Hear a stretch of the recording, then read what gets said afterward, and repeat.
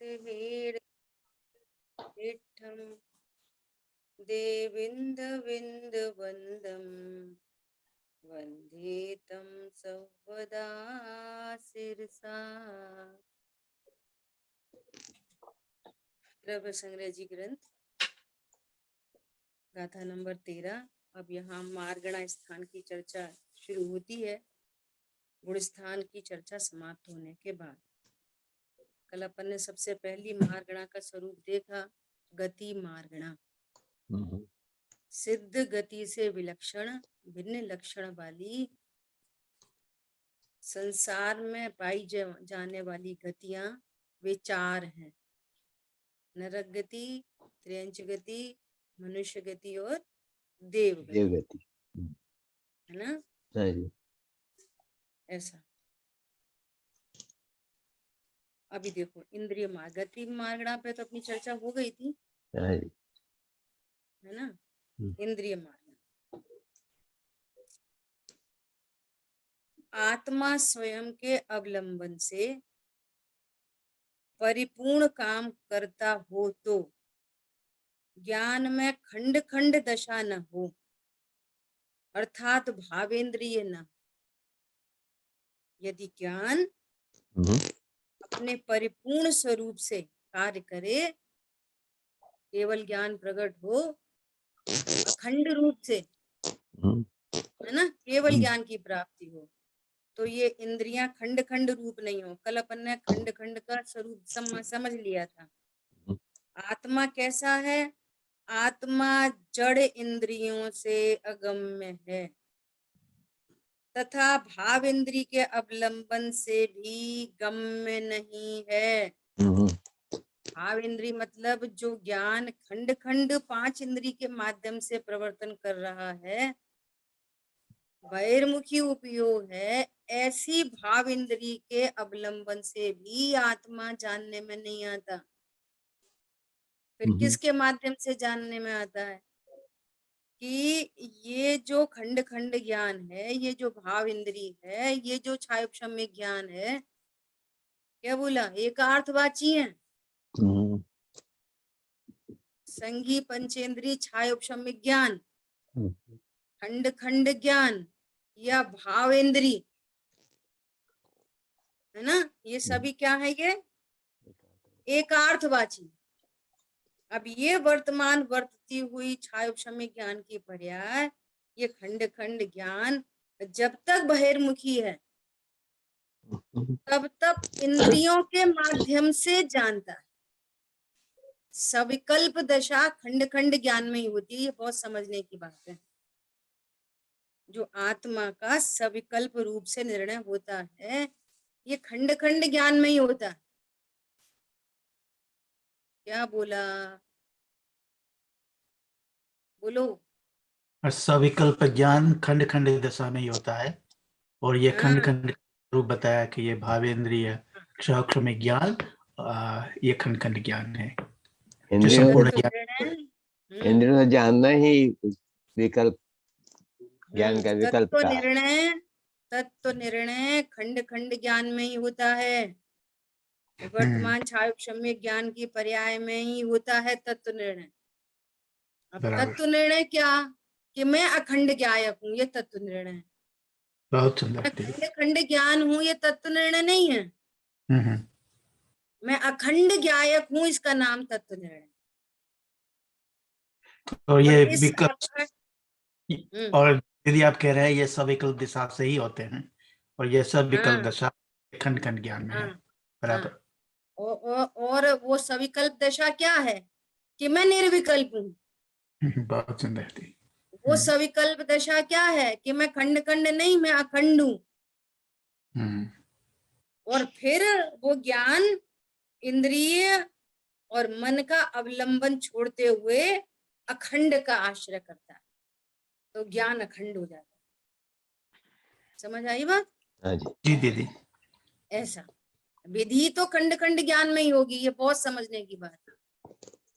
ऐसे खंड खंड ज्ञान का पर वो बहिष्कार भी नहीं करना। सारा काम इसी छायोपशम्य ज्ञान में होता है, भाव इंद्रिय में। ठीक है, ये समझने की बात।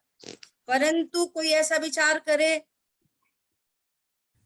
कि मैं ऐसे ही कामयाब हो जाऊंगा, व्यवहार करते करते परमार्थ की प्राप्ति कर लूंगा, नहीं। इस खंड खंड ज्ञान में अखंड का निर्णय होते हुए, वो ज्ञान इंद्रिय और मन का अवलंबन छोड़ते हुए अखंड स्वभाव का आश्रय करता है, तो निर्विकलता प्रकट होती है। ठीक है, दीदी दीदी, ये बोलिए। ये जो जो निर्णय सविकल्प दशा में खंड खंड ज्ञान रूप जो होता है वो क्षयोपशमी ज्ञान है, और निर्विकल्प होने के बाद भी कहलाएगा तो वही क्षयोपशमी ज्ञान मति स्रोत, परंतु वो बड़ा परिणति हो जाती है, इसलिए वो सम्यक हो जाता है, उसके पहले मिथ्या कहलाता। ठीक है ना? हाँ, उसमें क्या चेंज क्या आता है कि अब चेंज तक वो ज्ञान ऐसा जान रहा था कि मैं खंड खंड हूँ, बराबर वो मैं इंद्रियों के माध्यम से जान रहा हूँ, और जिन परद्रव्यों को जान रहा हूँ उनको परिपूर्ण जान रहा हूँ। ऐसा ये खंड खंड ज्ञान में अज्ञानता थी।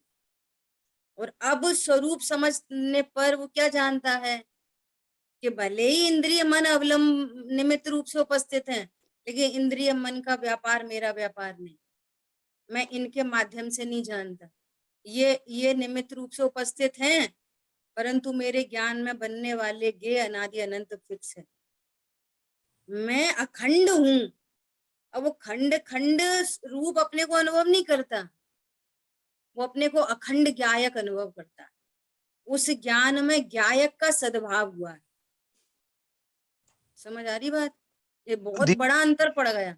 हाँ दीदी, वो अभी पर हम जब उसका उपयोग शुद्ध से निकल जाएगा तो उसका ऐसा तो भी तो तो परि, भी हाँ तो परिणति उसकी जानने की जो प्रोसेस है, जो जानने की प्रोसेस है, वो भले ही इंद्रिय और मन के माध्यम से हो रही है।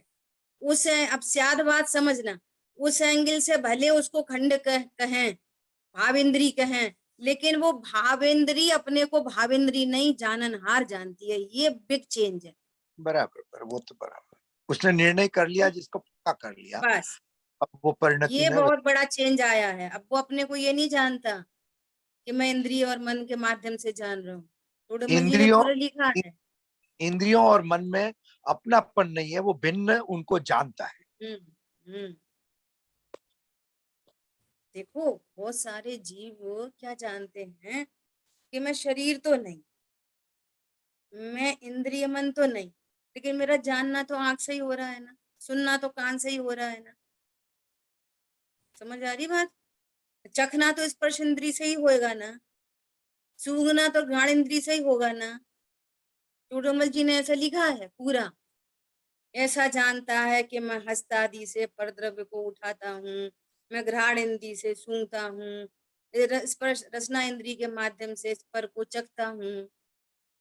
निह केवल ज्ञान का स्वाद इसने कभी नहीं लिया। निह केवल ज्ञान, नी केवल ज्ञान मतलब ओनली ज्ञान, ओनली ज्ञान, वो वाला केवल ज्ञान नहीं।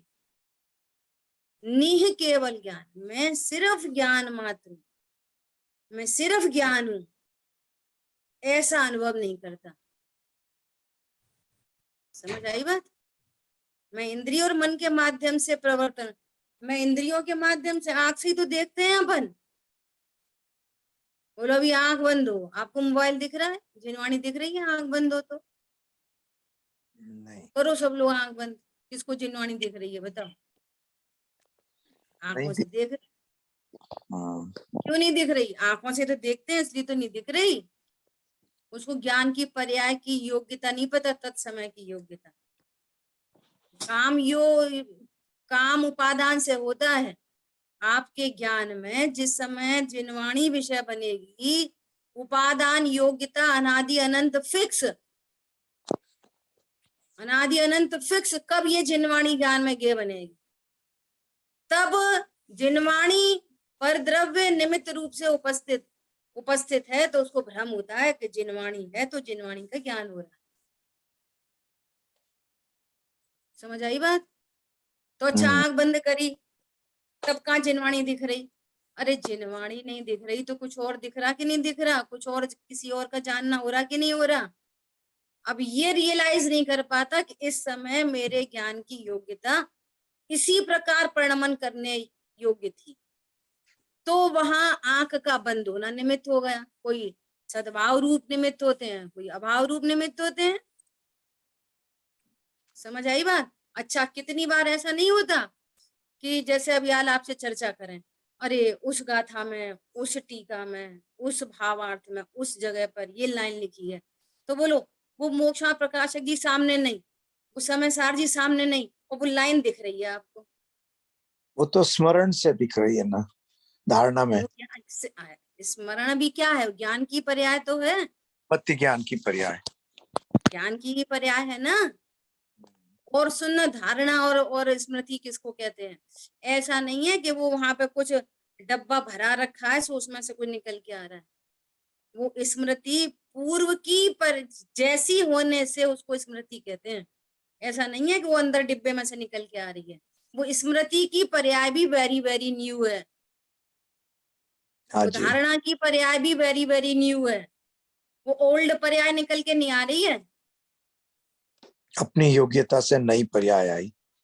नई पर्याय आई है अपनी योग्यता से। बहुत अच्छी, अपनी योग्यता से नई पर्याय आई। तो जिस समय वो जिनवाणी का लाइन का ज्ञान आ रहा है, तो जिनवाणी तो है नहीं उस समय, सिद्ध होता है, ज्ञान से ही ज्ञान होता है। तो ये पूरा निर्णय भावेंद्री कर रही है। भावेंद्री ये जान रही है कि मैं इंद्रियों से नहीं जानता, मैं खंड खंड नहीं, मैं अखंड हूं। ये तत्व निर्णय, जो अखंड द्रव्य का आश्रय कराने में ये तत्व निर्णय निमित्त बनेगा। मेरा प्रश्न है दीदी कि जब हम्म। सम्यक ज्ञानी हो जाए तो उसके ज्ञान, क्षयोपशम ज्ञान को भावेंद्री नहीं कह सकते हैं ना? कहेंगे कैसे? ना, भावेंद्री कहेंगे। अच्छा अच्छा। मैंने आपको ये वाली बात बोली, सम्यक, जानने की जो सम्यक टेक्नोलॉजी भावेंद्री। है, हाँ, हाँ, वो सम्यक टेक्नोलॉजी तो वही है, बराबर। परंतु उसमें इतना बड़ा चेंज आया है कि वो अपने को भावेंद्री नहीं, वो अपने को जाननार जान रही है। बराबर। ये वो तो ये श्रद्धा हाँ, ज्ञान का विषय है, पर प्रोसेस सेम है। प्रोसेस वही है। ठीक है, जब बहुत सिंधु तक दीदी। छायोक्षमिक, हाँ, जब तक ज्ञानावरणी कर्म का सद्भाव है, तब तक ये स्थिति बनेगी, जानने की टेक्नोलॉजी ऐसी रहेगी, है ना, ऐसा। चलिए, आत्मा जड़ इंद्रियों से गम्य है, सॉरी अगम्य है, तथा भावेंद्री के अवलंबन से भी गम्य नहीं है। ये मैटर है, भावेंद्री के अवलंबन से भी गम्य नहीं है। तो भावेंद्री कब नाम दे रहे हैं उसको? कि जब तक वो खंड खंड रूप प्रवर्तन कर रहा है, और जब वो अखंड का आश्रय करता है, मन पावे विश्राम। अब उसको इंद्रियों मन का अवलंबन नहीं, न जिनवाणी का अवलंबन है, और न मन में जो शुद्ध न के विकल्प चल रहे थे, वो शुद्ध न का विकल्प मन इंद्री के माध्यम से, उसके निमित्त से जो विकल्प उत्पन्न होते वो भी नहीं। मन पावे विश्राम, रस स्वादत सुख उपजे अनुभवता को ना। अब वो ज्ञान, मैं एक गायक भाव हूं, मैं अखंड हूं, परिपूर्ण हूं, अविनाशी हूं, अनाहारी हूं, जो कहना है तो वस्तु जो सत है वह आदि अंत रहित है, और वह अखंड ज्ञान स्वभावी वस्तु के आश्रय से अनुभव की जा सकती है। अब ये कोई दूसरा ज्ञान आता है क्या? खंड स्वभावी ज्ञान, देखो बात, पूरी बात आ गई। एक तो खंड खंड ज्ञान है हमारे पास, और उससे आत्मा जानने में नहीं आएगी, और अखंड ज्ञान स्वरूप स्वभाव के आश्रय से समझ में आएगी, जानने में आएगी। तो वो अखंड ज्ञान कोई दूसरा आता है क्या? बोलो। अरे वही ज्ञान अपने को अखंड रूप अनुभव करता है, तो वो ज्ञान अखंड हो गया। ज्ञान वही है। लड़की, वो लड़की की शादी हो गई डॉक्टर से, है ना, और खुद तो 10वीं पढ़ी है बस, तो अब क्या बन गई? डॉक्टर नहीं बन गई। जाति बदल गई, पूरी सोच बदल गई, सब बदल गया। अब उसका एटीट्यूड देखो, उसकी लिविंग देखो, उसकी बॉडी लैंग्वेज देखो, उसका पोस्चर देखो। अच्छे अच्छे पढ़े लिखे फेल उसके आगे। इस रूप से अनुभव करती है वो, मेरा पति डॉक्टर है तो मैं डॉक्टर नहीं हूं, है भली 10वीं पास। ऐसे ही ये खंड खंड ज्ञान अखंड को निज रूप से अनुभव करता है, तो ये खंड खंड ज्ञान भी अखंड कहलाता।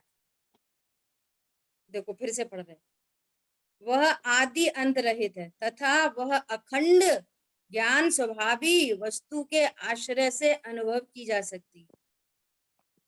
केवल ज्ञान में पूर्ण गम्य है और साधक को स्वसंवेदन ज्ञान से अल्प गम्य है। देखो, साधक को स्वसंवेदन ज्ञान, ये स्वसंवेदन ज्ञान है ना, ये ज्ञान अखंड हो। ज्ञान आपको रूप भय फिर अचल रहा है। अब स्याद बात शैली है, वो अपने को कैसा जान रहा है, कैसा मान रहा है, तो कहेंगे कि वो अपने को अखंड जानता है। उसकी जानने की टेक्नोलॉजी कैसी है कि छाया सम्यक ज्ञान है, तो वो तो खंड खंड रूपी प्रवर्तन करता है। तो एक अपेक्षा से खंड खंड, एक अपेक्षा से अखंड, स्यादवाद है। जो जहां जैसी अपेक्षा की जरूरत है उसको लागू करना चाहिए। ठीक है। हाँ जी। जीव स्वयं के शुद्धात्मा का अवलंबन करता नहीं है, इसलिए उसको भावेंद्रियपना भी प्राप्त होता है। देखो, जीव स्वयं के शुद्धात्मा का अवलंबन नहीं, जीव जीव का अवलंबन थोड़ी करता है, वो भावेंद्री जीव का अवलंबन करती है। उत्पाद व रूप पर्याय, सुनना बहुत गंभीर बात है। उत्पाद व रूप पर्याय अपने को ध्रुव अनुभव करती है, अनित्य पर्याय अपने को नित्य अनुभव करती है, क्षणिक पर्याय अपने को शाश्वत अनुभव करती है। क्या बोला? क्षणिक पर्याय अपने को शाश्वत अनुभव करती है। द्रव्य द्रव्य द्रव्य स्वयं से स्वयं को अनुभव नहीं करता, द्रव्य को पर्याय अनुभव में लेती है। वो है स्वयं उत्पाद व रूप, वो क्या कहती है? वो पर्याय, मैं ध्रुव हूं, मैं ध्रुव हूं। है ज्ञान की क्षणिक, क्या बोलती है? मैं शाश्वत हूँ। ज्ञान की पर्याय। अद्भुत बात है ये, बहुत रहस्य की दुनिया है ये, बहुत रहस्य निकल के आते हैं। एक इंद्रियादि पना शुद्धात्म तत्व के प्रतिपक्षी भूत है, अपोजिट है। कहां से आया एक इंद्रिय दो इंद्रिय पना अतीन्द्रिय महापदार्थ के लिए? अपने को अतीन्द्रिय महापदार्थ नहीं जाना तो फिर एक इंद्रिय दो इंद्रिय तीन इंद्रिय चार इंद्रिय पांच इंद्रिय का प्रसंग बन गया। और जहां अपने को अतीन्द्रिय महापदार्थ जाना, वहां एक साथ असंगी तक की कंडीशन एक साथ खत्म हो गई। सम्यक दर्शन प्रकट होने के बाद जीव कभी असंगी नहीं बनता, संगी रहता है, संगी। जैसी पहले आगे पीछे गति बांधी हो, है ना, ऐसे तो मनुष्य गति का जीव सीधे देवगति जाए, और वहां से आके फिर मनुष्य भव धारण करके मोक्ष चला जाए, अगले भव से ही मोक्ष चला जाए। तो किसी ने पूर्व में नरक त्रियंच गति बांध ली होगी, त्रियंच गति बांधी होगी तो त्रियंच गति वाला फिर देवगति जाएगा, फिर मनुष्य गति में आएगा, फिर मोक्ष चला जाएगा। नरक गति बांधी होगी तो नरक से डायरेक्ट मनुष्य आएगा, उसी भव से मोक्ष जा सकता है। देवगति बांध रखी होगी तो देवगति से आके मनुष्य गति से सीधे मोक्ष जा सकता है। बोलो कैसी कंडीशन है?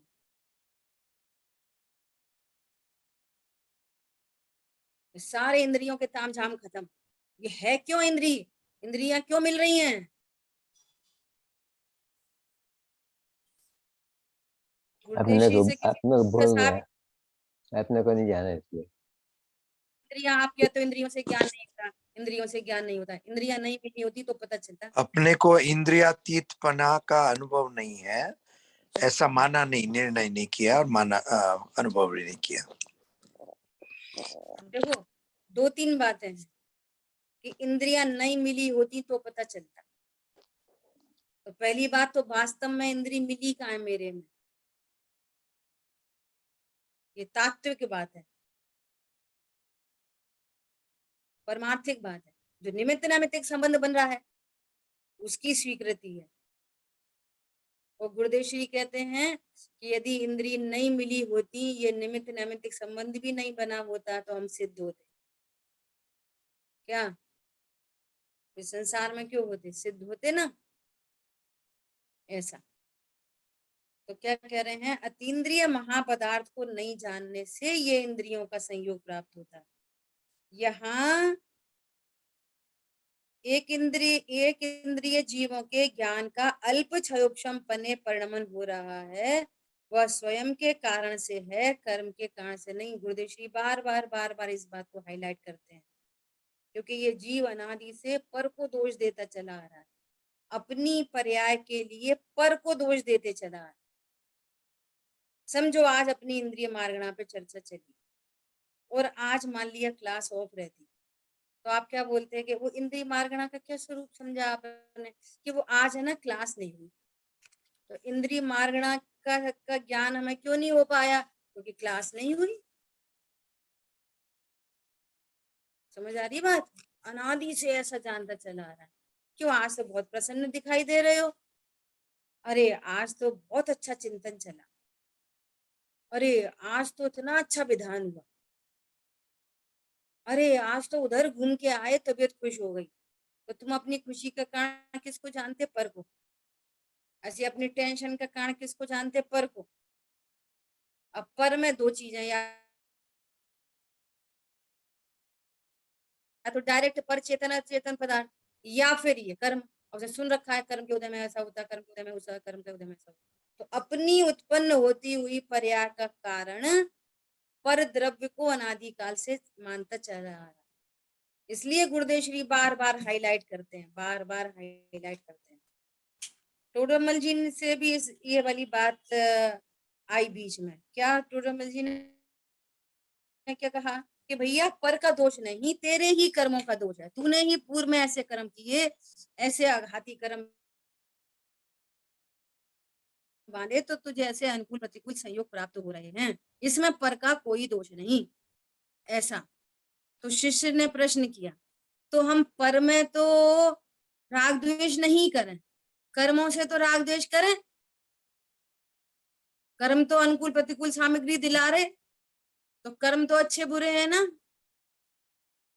तब टोडरमल जी ने जवाब दिया कि भैया ये कर्म भी तेरे परिणामों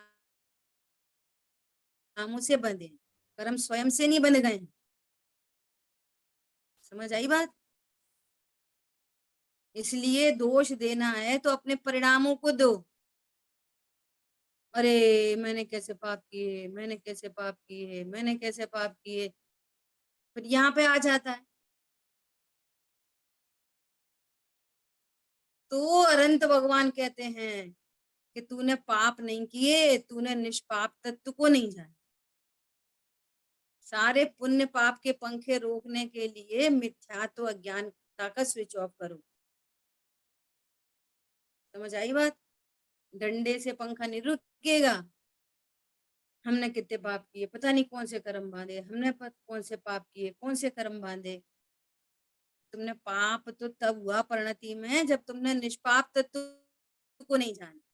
क्रोध तो तब हुआ परिणति में जब तुमने अपने को ज्ञान स्वरूप अनुभव नहीं किया। मान तो तब हुआ परिणति में जब तुमने अपने आप को जाननहार नहीं जाना। इसलिए मूलभूत क्या भूल क्या है, मूल में भूल नहीं है, ज्ञान में भूल चल रही है, श्रद्धा में भूल है। समझ आई बात।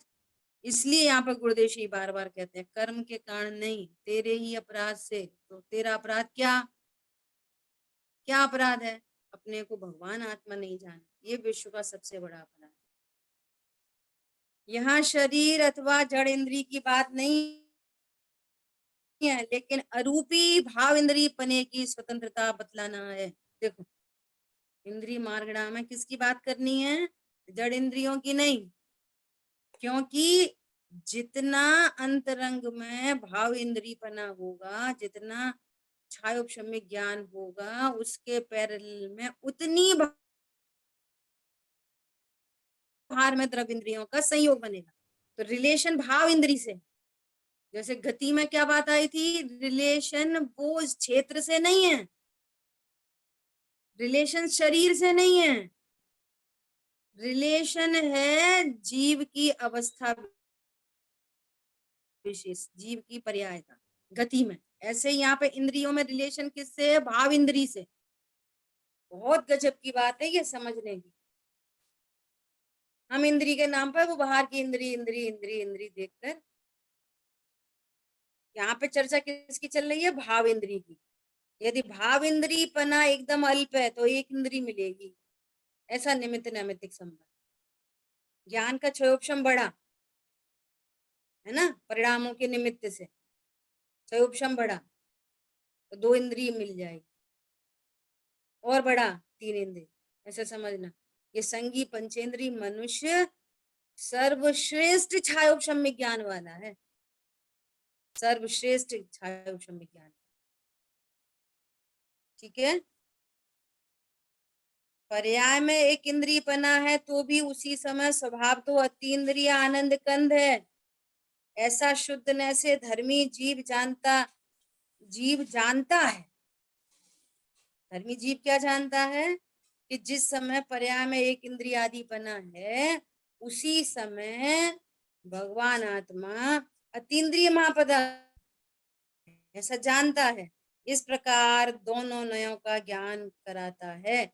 यह बात सर्वज्ञ के अतिरिक्त अन्य में हो नहीं सकती, इसलिए सर्वज्ञ का यथार्थ निर्णय पहले ही होना चाहिए। बोलो, सर्वज्ञता का निर्णय होगा तो उनकी उनकी एक एक बात का निर्णय होगा। हाँ, भले हमारे को समझ में नहीं आ रही है। जैसे पेड़ है, पेड़ ये एक इंद्रिय जीव है, और कोई एक्टिविटी नहीं दिखाई दे रही उसमें, और कोई एक्टिविटी तो जिनवाणी में भी नहीं दिख रही, मोबाइल में भी नहीं दिख रही। तो हम कैसे जान सकेंगे कि ये मोबाइल तो अजीब है, ये जड़ है, और वो एक इंद्रिय जो पेड़ है ये जीव? कैसे जान सकेंगे? बोलो, कितना ज्ञान है हमारे पास, ये छायोपशम्य ज्ञान कितना युक्ति न्याय लगा सकेगा? कौन सी युक्ति से पता चलेगा? सर्वज्ञ के ज्ञान से पता चलेगा। क्या बोला? सर्वज्ञ भगवान ने कहा है यहाँ जीव है, एक बूंद पानी में अनंत जीव राशि है। हमको दिख रही है? सर्वज्ञ के ज्ञान से दिख रही है। सर्वज्ञता की स्वीकृति नहीं करे तो फिर कैसे ज्ञान होगा? ये कैसा निशंक निर्णय आएगा वस्तु का? ऐसा, यह बात सर्वज्ञ के अतिरिक्त अन्य में हो नहीं सकती, इसलिए सर्वज्ञ का यथार्थ निर्णय पहले ही होना चाहिए। एक समय में प्रत्यक्ष ज्ञान में सर्वज्ञ ने संपूर्ण रीत्या देखा है। अल्पज्ञ परोक्ष ज्ञान द्वारा यह बात निश्चित नहीं कर सकता। क्या बोल रहे हैं? जैसा उन्होंने प्रत्यक्ष देखा है, ऐसा परोक्ष ज्ञान द्वारा निश्चित नहीं कर सकता, लेकिन परोक्ष ज्ञान में जितना निर्णय हो सकता है वो कर सकता है। एक इंद्रिय की अवस्था स्वतंत्र है, ऐसा जानकर भी आत्मा आनंद कंद है, ऐसी दृष्टि करना यह प्रयोजन है। मार्गणाओं का क्या प्रयोजन है समझने का? जीव खोजना, जीवोलॉजी। देखो, हम करणानियोग के एंगल से, आगम के एंगल से इंद्रिय मार्गणा पढ़ते हैं, और यहाँ अध्यात्म के एंगल से इंद्रिय मार्गणा पढ़ी जा रही है। वहां पे तो ये जड़ इंद्रियों की चर्चा हो जाएगी पूरी। यहाँ किसकी बात चल रही है? भाव इंद्रिय, जीव के द्रव्य गुण पर्याय के अंदर अंदर की बात है, और वहां द्रव्य गुण पर्याय से बाहर बाहर की बात है। पूरा असद्भुत व्यवहार से चर्चा आ जाती है, संयोग का ज्ञान कराते हैं, समझ में आ रही है, और हम उसी उसी को देख के समझ के रह जाते हैं। वो स्यादवाद शैली नहीं समझ पाते, भेद ज्ञान नहीं हो सकता, फिर अध्यात्म के बिना भेद ज्ञान नहीं हो सकता। समझ आई बात? दो इंद्रिय पना यह भी ज्ञान की खंड खंड अवस्था है, वह कर्म के कारण नहीं है, फिर भी स्वभाव तो अतीन्द्रिय है। अन्य मत का निषेध कराकर, अशुद्ध न के विषयभूत पर्याय का ज्ञान कराकर, उसका निषेध कराकर त्रिकाली शुद्ध स्वभाव का श्रद्धान कराते हैं। देखो, पहले अन्य मत का निषेध करते हैं तो स्व मत में लाते हैं, देव शाह गुरु ने कैसा स्वरूप बताया, फिर इसको बताते हैं, फिर कर्म का निषेध करके भी सब खंड खंड पर्याय को बताते हैं, फिर खंड खंड पर्याय का निषेध करके भी अखंड ज्ञाय को बताते हैं। पर्पस हमारा अखंड ज्ञाय तक पहुंचने का, कितना स्पष्ट लिखा है। देखो, दो इंद्रिय पना यह भी ज्ञान की खंड खंड अवस्था है, कर्म के कारण नहीं, फिर भी स्वभाव तो अतीन्द्रिय है। अन्य मत का निषेध कराकर, अशुद्ध न के विषयभूत पर्याय का ज्ञान कराकर, फिर उसका भी निषेध कराकर त्रिकाली शुद्ध स्वभाव की श्रद्धा कराते हैं। इंद्रिय मार्गणा का स्वरूप भी समझकर त्रिकाली ध्रुव भगवान आत्मा की श्रद्धा कराना, तब आपका आगम पढ़ना सार्थक होगा, नहीं तो आगम आगम में ही रह जाएगा। अध्यात्म में आए बिना वो आगम सार्थक नहीं होता, क्योंकि पर्पस हमारा अकेला संयोग का ज्ञान नहीं, पर्पस संयोग का ज्ञान कराकर असंयोगी तत्व को जानने का था। क्या कहा? पर्पस गतियों को बताकर अगति स्वरूप सिद्ध दशा का, सिद्ध स्वरूपी भगवान आत्मा का निर्णय कराना। इंद्रिय मार्गणा में इंद्रियों का स्वरूप बताकर खंड खंड ज्ञान तक लाना, और खंड खंड ज्ञान से अखंड ज्ञायक तक जाना, ये इंद्रिय मार्गणा का पर्पस है। काय मार्गणा, काय का स्वरूप बताएंगे, फिर क्या कहेंगे, मैं निष्काय तत्व हूं, अशरीरी हूं, ये पर्पस है, तब वो सार्थक होगा आगम। उस रूप ही अनुभव करते रहोगे तो फिर लिखा है 11वीं गाथा के भावार्थ में, आगम में जैसा कथन किया उसको उसी रूप अनुभव करने पर, क्योंकि शुद्ध ने का हस्तावलंब तुल्य जानकर बहुत बहुत बहुत किया है, और उसी रूप अनुभव करने पर उसका फल संसार है, उसका फल संसार है। वेद विज्ञान के बिना का आगम का फल संसार। स्वीकार हो रही है सब बात? बोलो। बहुत सुंदर दीदी, बहुत सुंदर दीदी। 3, 4, 5 इंद्रिय का क्षयोपशम भी स्वयं के कारण से है, कर्म का क्षयोपशम है, इसलिए ज्ञान का उघाड़ है, ऐसा नहीं है। ये वाली बात तो गुरुदेवश्री जब श्वेतांबर मत में थे तब भी ऐसा ही बोलते थे, उनको ये वाली बात स्वीकार नहीं थी। जब जिन शासन का पहले ही झंडा है, एक द्रव्य दूसरे द्रव्य का कुछ नहीं करता।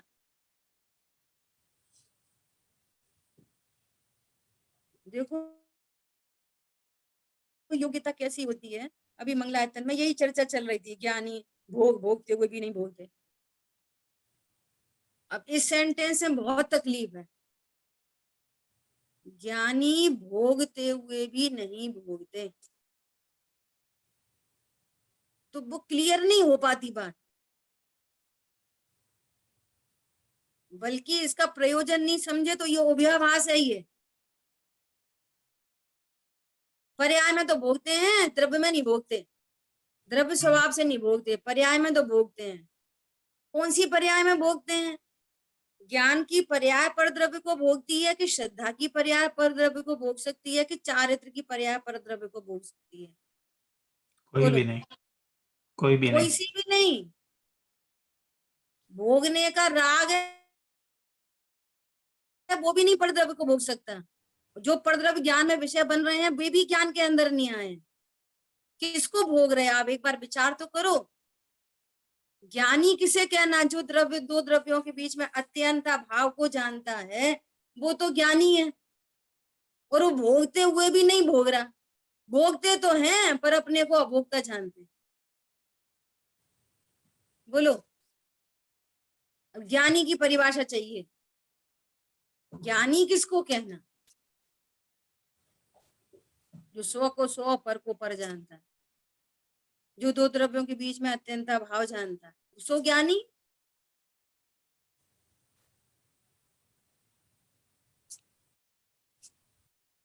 इसलिए कह रहे हैं ज्ञानी अपरिग्रही है। ज्ञानी के भोग निर्जरा के कारण है। तो ज्ञानी के ज्ञान में जो ज्ञायक का भोग है वो निर्जरा बोलिए। का कारण। हाँ जी, परद्रव्य का भोग नहीं। परद्रव्य को तो भोग ही नहीं रहे। हम तो चर्म चक्षु से देख कर बोल रहे हैं कि ये भोग रहे हैं। हाँ जी, भोगने के काल में भी ज्ञान स्वरूपी भगवान आत्मा द्रव्य गुण पर्याय में भी अभोक्ता तत्व है। पर्याय में भी अभोक्ता है। सब कोई भोगता है। पर्याय में भी अभोक्ता है। क्या बोला? सब सारे जीव, एक इंद्री, दो इंद्री, तीन इंद्री, चार इंद्री, सब के सब अभोक्ता हैं। परद्रव्य को कोई भोग ही नहीं सकता। Nobody can. भोगने वाला जान रहा है बस इधर से पूरी गड़बड़ हो तो उसको उपचार से भोक्ता कहा जाता है। ये व्यवहारने का कथन है, ये परमार्थिक कथन नहीं है। ये सेंटेंस बहुत खतरनाक है। भोगते हुए भी नहीं भोगते। प्रभु भोगते ही नहीं, भोग सकते नहीं। समझ आई बात? ज्ञान जी। में ज्ञायक का सद्भाव हो गया है। एक टंकोत्कीर्ण ज्ञायक भावमयता के कारण ज्ञान में प्रभु बस गया है। ज्ञान में प्रभु बस गया है। ऐसा। अज्ञानी राग का ही भोगता है। हाँ, ज्ञानी भी पर को नहीं भोग सकता। कोई जीव पर को नहीं भोग सकता। पर को भोग रहा हूं ये भ्रम है बस। ऐसा। संसारी जीव को ढूंढना हो तो वह इंद्रिय मार्गणा से जाना जाएगा। केवली को भाव इंद्रिय पना नहीं है। शांति भाई आपका आंसर आ गया। केवली को भावेंद्री पना नहीं। जब तक छद्मस्त अवस्था है तब तक भावेंद्री पना है। कैसे पना है भावेंद्री पना? जानने के एंगल से। जानने की प्रोसेस उनकी ऐसी है जब तक ज्ञानावणी कर्म का उदय है। लेकिन उस ज्ञान से पूछो तुम कौन हो। यदि वो ज्ञान अपने को भावेंद्री जाने तो वो मिथ्या दृष्टि है, अज्ञानी है। और वो ज्ञान अपने को अखंड जाने, खंड खंड रूप अनुभव नहीं करे तो वो ज्ञानी है, सम्यक दृष्टि है, चारित्रवंत है। क्योंकि अपने को पर्याय रूप अनुभव नहीं करता ज्ञान, ध्रुव दृष्टि हुई है। पंडित साहब की रचना है ना, ध्रुव दृष्टि प्रगट अब मेरे ध्रुव में ही स्थिरता हो, ज्ञेयों में उपयोग न जावे, गायक में ही रमता हो, परम स्वच्छ स्थिर आनंदमय ध्रुव स्वरूप ही मेरा है। ये ध्रुव नहीं बोल रहा कि मैं ध्रुव हूं। ध्रुव तो बॉस है। ध्रुव नहीं बोलता मैं ध्रुव हूं। ध्रुव को बोलना पड़े मैं ध्रुव हूं तो काय का ध्रुव। पर्याय से प्रसिद्ध करती है। वो ज्ञान कहता है मैं ध्रुव हूं। ध्रुव दृष्टि प्रगटी अब मेरे,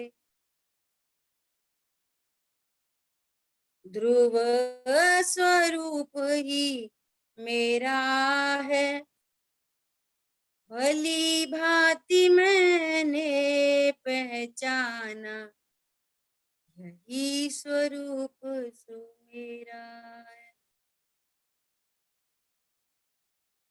ठीक है, उनको अतीन्द्रिय अनुभव है। काय मार्ग, आत्मा तो शरीर रहित है, सब आत्माएं शरीर रहित है। विश्व में कोई आत्मा शरीर सहित नहीं होती, होती ही नहीं है,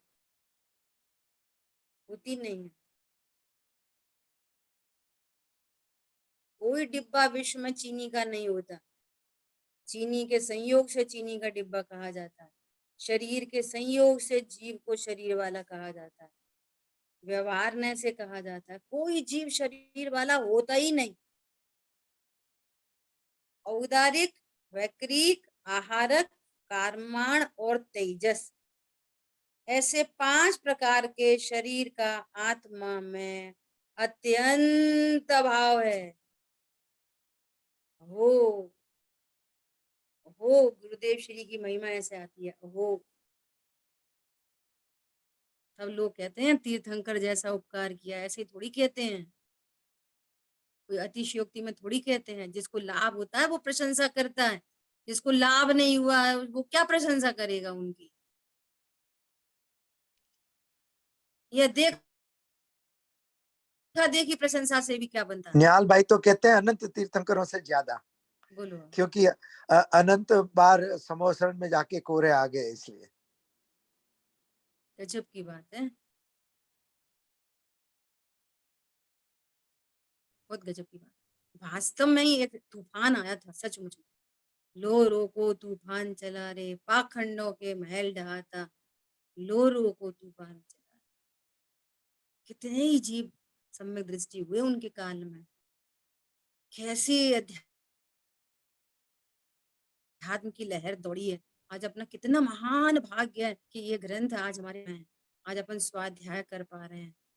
लोग पहले घूमटसार, कर्म कांड और ये प्रथमान योग और ये इन्हीं ग्रंथों का स्वाध्याय करते थे, और उसमें भी कोई भेद विज्ञान की बात नहीं थी। और द्रव्यान योग का ग्रंथ भी पढ़े तो भेद विज्ञान की दृष्टि नहीं थी।